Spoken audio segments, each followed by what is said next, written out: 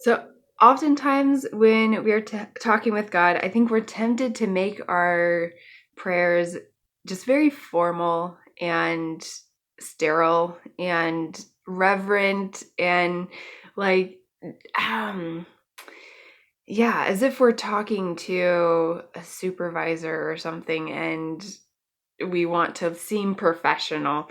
And for me personally, the times when I've connected with God the most, heard him the most clearly, felt him the most tangibly has always been when I've been the rawest. Like the just authentic, honest with my feelings, with my fears and hurts and anger and or joy.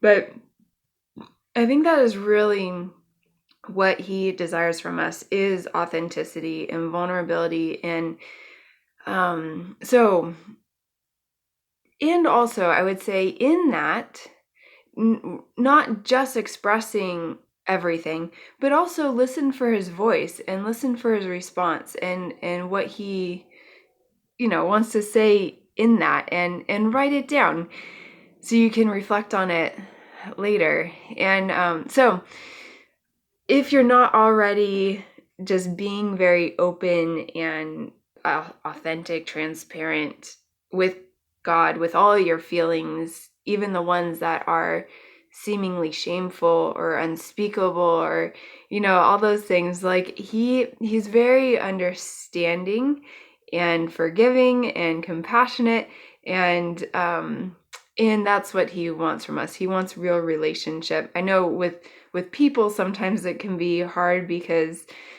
we're not as understanding and forgiving but with him he is. And so anyway, I think generally even with people probably it helps when we're authentic to actually connect with people.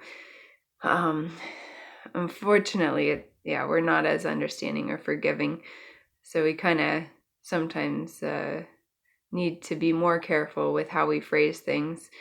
Um, but with God, the times when I've had the most meaningful experiences with him has actually been when I've been the rawest and even the most angry and expressive and all those things. So if you're not doing it already, I would just encourage you to set aside the reverence. I feel bad saying that, but I mean, there is an element of reverence there that we need to have. And at the same time, it's like, be real, just be real. So set aside the formality, the stuffing down of the emotions, the sterilization of our prayers and formality, and just get real with him as if he's sitting right beside you. He is not afraid of your anger. He's not afraid of your disappointment. He can handle it all. He's not afraid of your questions. So I would encourage you, if you haven't already, to really get real with him and yeah, get real with him. Yell at him. Whatever you need to do.